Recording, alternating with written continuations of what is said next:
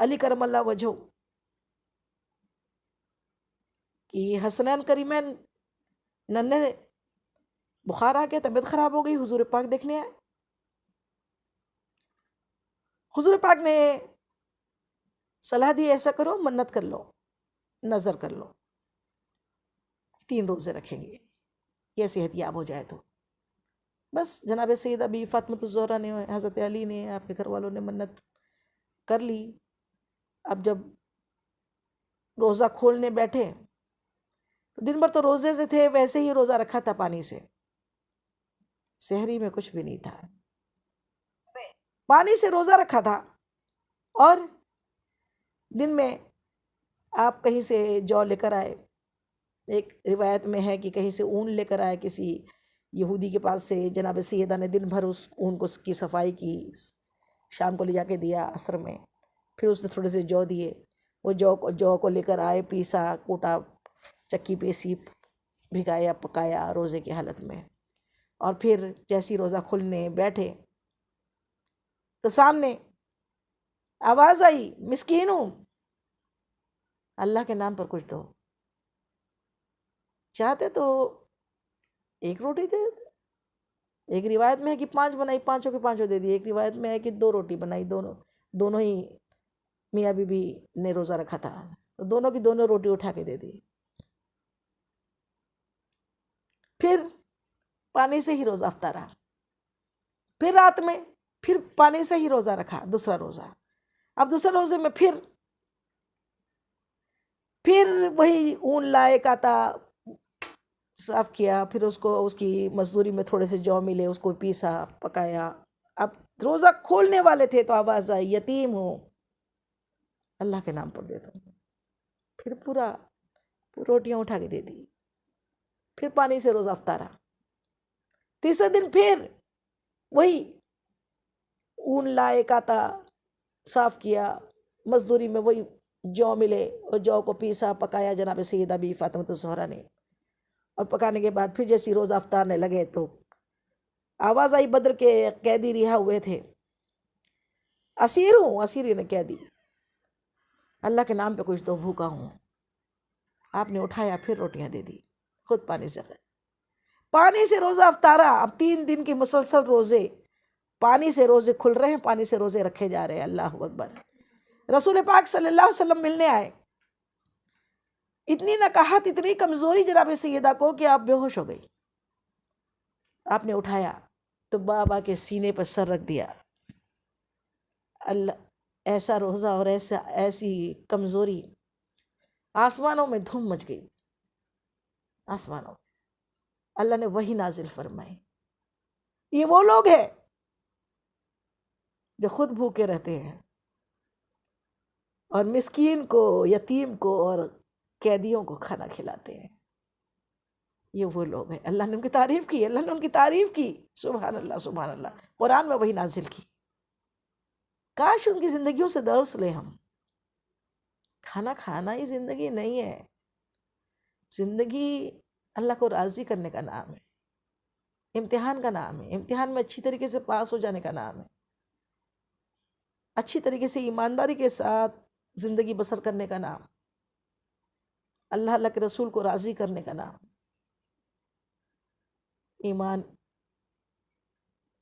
ایمان پکا رہے، جان جائے ایمان نہ جائے.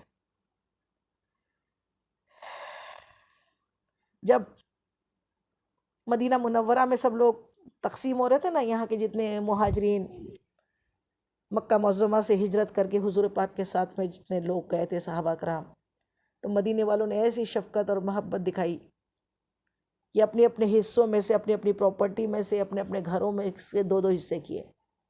ایک سے کہا کہ آپ میرے بھائی ہو. 2 کو اللہ نے، حضور پاک نے بھائی بنا دیا، ایک مدینے والا، ایک مکہ والا. یہ دونوں مل کے دونوں کون بن گئے؟ بھائی بھائی بھائی بھائی. سب تقسیم ہو گئے، سب ایک ایک کے بھائی بن گئے مدینے والوں کے. حضرت علی بچ گئے. کہا یا رسول اللہ، میں کس کا بھائی ہوں؟ مجھے کسی کا بھائی نہیں بنایا. تو مصطفیٰ جان رحمت ارشاد فرماتے ہیں، اے علی، تو دنیا میں بھی میرا بھائی ہے اور آخرت میں بھی میرا بھائی ہے. سبحان اللہ، سبحان اللہ. جیسی یہ بات کہی نا، فرشتوں کو بڑا رشک ہوا. فرشتوں نے آسمان سے دیکھا مصطفیٰ جان رحمت کا بھائی، اور آپ کی زبان سے نکل رہا ہے تو یہاں بھی میرا بھائی ہے وہاں بھی میرا بھائی ہے. اتنا سننا تھا کہ فرشتوں میں کمپٹیشن ہو گیا. جبریل امین نے حضرت میکائیل علیہ السلام کو اپنا بھائی بنا لیا، تو آج میرا بھائی بن جا. اللہ تعالیٰ نے کہا اچھا تم لوگ بھی بھائی بن گئے، فرشتے تو نوری مخلوق ہے. کہا بھائی بن گئے، لیکن ایسے بھائی بن سکتے ہو؟ بولے کیسے؟ جا کر دیکھو موت کے بستر پر وہ بھائی اپنی جان دینے کے لیے اپنے بھائی کے لیے تیار ہے. کوئی ہوتا ہے کیا کہ آپ اپنی جان، کوئی دنیا کا بھائی ہوتا تو بولتا ہے آپ تو اپنی جان بچا کے چلے جاؤ، میں آپ کے بستر پہ سو جاؤں، کئی لوگ تو مجھے مار ڈالیں گے. لیکن یہ علی کی محبت کہ مصطفیٰ جان رحمت کی بستر پہ بے خوف ہو کر سو گئے، یہ محبت ہے. فرشتے بھی شرمندہ ہو گئے. کہا صحیح بات ہے، ایسی محبت، ایسے بھائی کی محبت شاید ہی کوئی کر سکتا ہے. یہ اسد اللہ ابو تراب بھی نام ہے آپ کا. سبحان اللہ، بڑی گہرائی ہے اس نام میں. ابو تراب. ایک مرتبہ یہ نام بھی حضور پاک نے حضرت علی کو دیا ہوا ہے. ایک مرتبہ جناب سیدہ بی فاطمۃ الزہرا سے کسی معاملے میں روٹ گئے تو یہ بھی درس لینا چاہیے آج کل کے میاں بیوی کو، ورنہ بس لڑائی جھگڑا، اس کو نیچا دکھانا ہے، اس کو نیچا دکھانا ہے، اس کو کم تر دکھانا ہے، اس کو کم تر دکھانا ہے، اس میں ہی میاں بیوی لگے ہوئے ہیں. درس لے حضرت علی کرم اللہ وجہ جناب سیدہ بی فاطمۃ الزہرا کی محبت اور آپ کے ہلکے ہلکے جھگڑوں سے. کوئی بات میں دونوں کی کچھ بات ہو گئی، جہاں برتن ہوتے ہیں کھٹکتے ہیں، تھوڑے بچتے ہیں، اور سمپل سی بات ہے، تھوڑی بہت لڑائی ہونا، جھگڑا ہونا، یہ بڑی بات نہیں ہوتی. لیکن لڑائی جھگڑوں کو بغض بنا کے دل میں رکھ لینا، پھر اس کے بدلے چپ چپ اس سے لیتے رہنا، یہ بہت بڑا گناہ ہے. جو بھی ہے صاحب بولو، کلیئر کر لو. اور غصہ آئے تو اس جگہ سے ہٹ جاؤ. میاں کے لیے تو بہت آسان بات ہے نا، بیوی تو باہر نہیں نکل سکتی، لیکن میاں کا کام ہے اس وقت وہاں سے تھوڑی دیر کے لیے باہر چلے جائے. سمپل سی بات ہے، جھگڑا ٹھنڈا ہو جائے گا. شیطان جو ہے جھگڑا کروانے کی کوشش کرتا ہے. تو حضرت علی کو بات کچھ بری لگی اور آپ نے فوراً وہاں سے نکلے اور نکل کے مسجد میں چلے گئے. اور مسجد میں جا کر آپ مٹی پر، پہلے کی مسجدیں ایسی ٹائلس اور گرینائٹ والی تو نہیں ہوتی تھی، کچی مٹی کی، آپ مٹی پہ جا کے یوں سو گئے، لیٹ گئے. کسی سے کوئی شکایت نہیں کی. آج کل کے مرد تو باہر جا کے ایک ایک کو پکڑ پکڑ کے بتاتے رہتے، میری بیوی نے ایسا کیا، میری بیوی نے ویسا کیا، میری بیوی نے ویسا کیا، جیسے وہ خدا ہو گئے. بتانا ہے اللہ کو بتاؤ نا، اللہ تو کارساز ہے. اور اس کو بتانے کے بجائے ڈائریکٹ اپنی بیوی سے بات کرو نا، کیا بات ہے، مل جل کے بیٹھ کے کلیئر کرو کہ کیا بات ہے. بیوی کو برا لگے تو ہسبینڈ سے بات کرے، اپنے شوہر سے بات کرے، کلیئر کرے بات کو پیار محبت سے. بیوی کو شکایت ہے تو میاں سے بات کرے، میاں کو شکایت ہے تو بیوی سے بات کرے. لیکن اس کو بتا کے تو اور لوگ جھگڑے بڑھاتے ہیں، محبت نہیں کرواتے. آپ نے چپ چاپ جا کر مسجد میں آپ لیٹ گئے. ادھر حضور پاک سرور کائنات صلی اللہ تعالی علیہ وسلم جناب سیدہ کے گھر پہ پہنچے تو معلوم پڑا، تو آپ سمجھ گئے کہ کچھ دونوں کی بات ہوئی ہے. تو کہاں ہے علی؟ تو کہاں شاید مسجد گئے ہیں. تو کیا سسر کا بھی ایک رول حضور پاک نے کتنا پیارا نبھایا. آج کل کے سسر ہوں گے تو جھگڑے کرنے لگ جائیں گے اور ڈانٹیں گے، تم نے ایسا کیسا کیا، میری بیٹی کو ایسا کیسے بولا، ایسا کیسے ہمت ہوئی تمہاری، اور یہ ہوا وہ ہوا. لیکن نہیں، سسر ہو تو حضور پاک جیسا ہر کردار میرے آقا نے بڑا پیارا نبھایا ہے. آپ فوراً جناب سیدہ نے جیسے بتایا تو آپ مسجد کی جانب بڑھے، اور مسجد میں گئے تو دیکھا کہ حضرت علی مٹی کی فرش پر سوئے ہوئے ہیں. آپ نے یوں چھیڑا، ہاتھ سے ہلایا اور کہا اے ابو تراب اٹھو. کیا پیاری بات تھی. ابو تراب مطلب آپ جب اٹھے نا تو آپ کے کپڑوں پر اور آپ کے چہرے پر مٹی لگ گئی تھی وہاں لیٹنے کی وجہ سے. تو آپ کی زبان سے بڑا پیارا لفظ نکلا، ڈانٹا تو نہیں، ایک پیارا والا نام دیا، اے مٹی کے باپ اٹھ جا. تراب یعنی مٹی، تراب یعنی مٹی، اور ابو یعنی باپ، مٹی کے باپ اٹھ جا. اس حساب سے تصوف میں حضرت علی، ہم سب مٹی سے بنے ہیں، اور آقا کی زبان سے نکلا ہے مٹی کے باپ، تو ہم سب کے باپ ہوئے نا. پھر ہم مٹی سے بنے ہیں نا، تو ہم سب کے باپ بھی علی ہوئے ہیں، ہوئے کہ نہیں ہوئے؟ تو آپ نے مسکرا کے پوچھا یا رسول اللہ، پھر گھر لے کر آئے. یہ نہیں کہا، کوشچن نہیں کیے، باتیں نہیں بڑھائی، جھگڑے نہیں بڑھائے، اور کچھ نہیں کیا. آپ آ کے لیٹ گئے. حضور پاک اپنے داماد کے گھر میں آ کے پھر کیا ہوئے؟ لیٹ گئے، ایک دری پہ نیچے لیٹ گئے، اور حضرت علی کو اپنے سیدھے ہاتھ پہ لٹا لیا. علی اے ابو تراب ادھر آ، لٹا لیا. اور ادھر اپنی لخت جگر جناب سیدہ بی فاطمہ زہرا رضی اللہ تعالیٰ عنہ کو اس ہاتھ پہ لٹایا. اور دونوں کو لٹانے کے بعد بی فاطمہ کا ہاتھ لیا، اپنے سینے پہ رکھا. دونوں کروٹوں پہ رہیں گے تو ایسا سینے پہ آئیں گا نا ہاتھ. اور ادھر حضرت علی کا ہاتھ ان کے ہاتھ پہ رکھا، اور پھر کہا کہ جھگڑا نہیں کرنا چاہیے، محبت سے رہنا چاہیے. کچھ اچھی اچھی باتیں بتائی، دونوں کی صلح ہو گئی. یہ صلح کا طریقہ ہے. حسن اخلاق نصف دین ہے. حسن اخلاق سے بڑھ کر کوئی عبادت نہیں ہے. ہر مسئلہ حسن اخلاق سے سلجھ جاتا ہے. ظالم بن جانا، فرعونی کرنا، دشمنیاں کرنا، ہر رشتے کو ایک ظلم اور ایٹیٹیوڈ دکھاتے ہوئے نبھانا، یہ مصطفیٰ جان رحمت کے امتیوں کا کام شیوا نہیں ہے. مصطفیٰ جان رحمت نے جیسی زندگی جی ہے، جیسا جینے کا حکم دیا ہے، اللہ ہم سب کو ویسی زندگی جینے کی توفیق دے اللہ تعالیٰ. وہ حضرت علی کرم اللہ وجہہ کہ آپ کی محبت و عقیدتوں کے کیا کہنے کہ آپ نے ہمیشہ حضور پاک کا ساتھ دیا. حضور پاک آپ کو بے انتہا محبت کرتے رہے.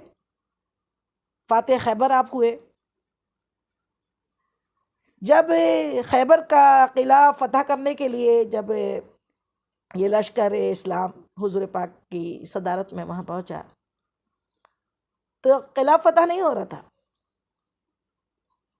وہ 40 گز چوڑا اور 40 گز اونچا تھا، اور 40 ٹن کا تھا خیبر کا دروازہ. بڑے بڑے جنگجو، بڑے بڑے حضور پاک کے چاہنے والے، حضرت عمر فاروق اعظم، عمر بن خطاب بھی تھے اس میں. تمام کوششوں کے بعد جب فتح نہیں ہو رہی تھی خیبر کی، قلعے کا دروازہ نہیں ٹوٹ رہا تھا، تو آقا کریم صلی اللہ علیہ وسلم نے رات میں سب کو جمع کیا اور کہا کہ کل صبح میں جس کے ہاتھ میں علم جھنڈا پکڑاؤں وہ خیبر کو فتح کرے گا. آقا نے فرما دیا، حق کہہ دیا، حق نے کہہ دیا. حق آیا باطل گیا، حق کی بات. سبحان اللہ سبحان اللہ. آقا حضرت فاروق اعظم عمر بن خطاب رضی اللہ تعالیٰ عنہ کی زبانی ہے، کہتے اس رات تو میں ساری رات نہیں سویا خوشی کے مارے کہ شاید صبح مجھے ہی جھنڈا پکڑایا جائے گا. حضور پاک صبح مجھے کو جھنڈا دیں گے. اب سب آ گئے حضور پاک کے پاس صبح، سب ساری رات سب کشمکش میں تھے، آج جھنڈا کس کے ہاتھ میں ملنے والا ہے، فاتح خیبر کون بننے والا ہے. حضور جس کو بول دیں گے وہ بنے گا ہی بنے گا پکا. سب کے سب رات بھر بے چین رہے، صبح حضور پاک کے پاس پہنچ گئے. حضرت ابو ہریرہ رضی اللہ تعالیٰ عنہ راوی ہے، عرض کرتے ہیں حضور پاک کے پاس، یا رسول اللہ کان میں مجھ کو بتا دیجئے نا کہ کس کو دینے والے جھنڈا. کہا علی کو بلا کے لاؤ. صبح جب سب آ گئے تو کہا کہ علی کہاں ہے، علی نظر نہیں آ رہا. کہا علی کی آنکھیں دکھتی ہے، جب جاؤ بلا کے لے کر آؤ. اب حضرت علی کرم اللہ وجہہ بارگاہ نبوت میں حاضر ہوئے حضور پاک کے سامنے، آنکھوں پہ ہاتھ رکھے ہوئے آئے. کہا یا رسول اللہ میری آنکھیں دکھتی ہیں، آنکھوں میں بہت درد ہو رہا ہے۔ مصطفیٰ جان رحمت، وہ طبیبوں کے طبیب، وہ اللہ کے محبوب، وہ جو کہہ دے ان کی ہر بات میں علاج ہے۔ سبحان اللہ۔ آپ نے جیسے علی کو دیکھا، حضرت علی کرم اللہ وجہ کو، آنکھیں دکھتی ہے، اپنے پاس بٹھایا، اپنا لعاب دہن یعنی اپنا تھوک، سلائیوا، اپنا تھوک، اپنا لعاب دہن لیا اور حضرت علی کی آنکھوں میں لگا دیا۔ حضرت علی کی آنکھوں میں لگانا تھا، حضرت علی خود ارشاد فرماتے ہیں کہ میری آنکھوں کا درد ایسا غائب ہوا جیسے کبھی ہوا ہی نہیں تھا، اور نظریں اور تیز ہو گئی۔ سبحان اللہ، سبحان اللہ، سبحان اللہ۔ وہ تو حضرت علی حضور پاک کا لعاب دہن ہے، وہ شفا ہی شفا ہے۔ لیکن آپ سب سے بھی مؤدبانہ گزارش ہے کہ جس کی بھی آنکھوں میں درد ہوتا ہے وہ تصور کر کے کہ حضور پاک کے لعاب دہن کا کچھ قطرہ ہمارے پاس بھی آ جائے، شفا ہم کو بھی مل جائے، آنکھوں کے چشمے ہمارے بھی ہٹ جائے۔ روز رات میں مسواک کر کے سوئے، روز رات میں مسواک نہیں تو برش کر کے سوئے۔ مسواک کرنا سنت ہے، مسواک کرنی چاہیے۔ رات میں مسواک کر کے سوئے، اور صبح اٹھتے سے فجر کی اذان کے پہلے، جب آپ تہجد میں اٹھتے ہو، تہجد میں یا فجر کے وقت اٹھتے ہو، فجر میں اٹھنا ہی چاہیے۔ فجر میں تو فجر کی میں نہ اٹھے تو پھر تو مسلمان ہی نہیں ہے، سمجھ لو۔ نماز چھوڑ کے کیسے کوئی سو سکتا ہے؟ نماز پڑھ کے اتنا ہی ہے تو نماز پڑھ کے تھوڑی دیر سو جاؤ، لیکن نماز معاف نہیں ہے۔ نماز اپنے اپنے وقتوں پہ فرض ہے۔ تو فجر کے وقت جب اٹھے تو اٹھتے سے فریش ہونے جانے کے پہلے اپنی کلمے کی انگلی تھوڑا دھو لے،